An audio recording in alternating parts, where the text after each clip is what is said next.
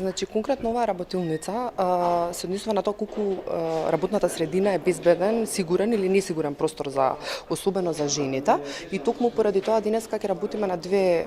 детални сесии. Во однос на првата ќе зборуваме за дефинирање на одредени родови концепти, поими и примери, бидејќи на тој начин сакаме да дадеме еден вовед на сите присутни да го разберат концептот на родова еднаквост, односно зошто самиот овој концепт е доста важен, за да можеме да преминеме на втората тема каде што ќе разработуваме различни типови на родово базирано насилство, пред се фокусирано на насилството кое што жените можат и го трпат на своите работни места. И чисто сметам дека за целта на оваа обука е да се сензитивизираат присутните. Колку што разбрав, имаме присутни представници од институции, од Советот, исто така имаме представници од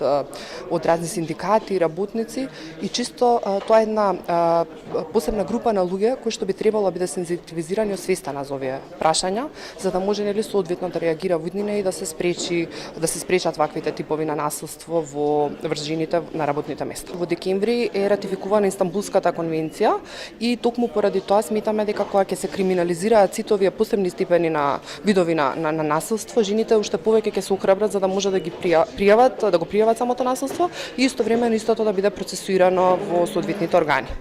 Така да очекуваме, ако настане некаков тип на експанзија, тоа не е поради тоа што одеднаш ќе се зголеми семејното, родово базираното насилство, туку поради тоа што жените би се охрабриле, знаејќи дека ќе следи некаква институционална разврска во однос на нивните случаи. А сега како е?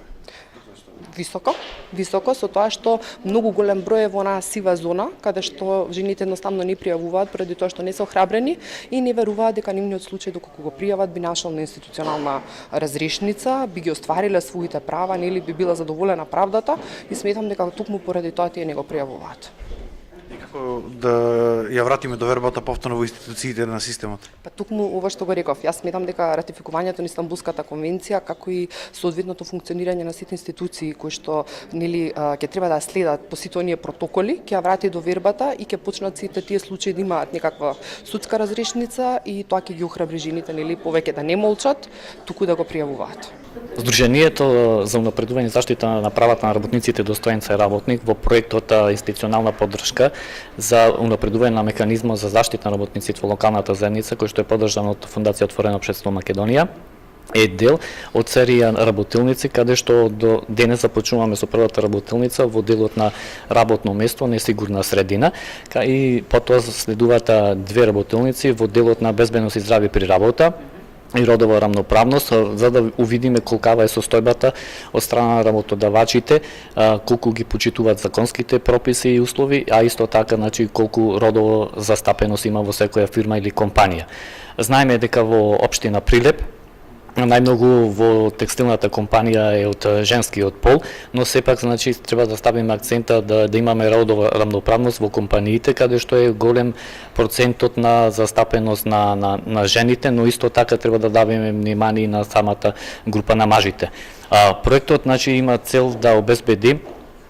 правна, едукативна и заштита на правата на работниците, така што ние како канцеларија кои што сме во центарот на градот сме отворени за секој работник да дојде да ги каже своите проблеми во однос на трудовата експлоатација, во исто така и во однос на безбедноста и здравјето при работа,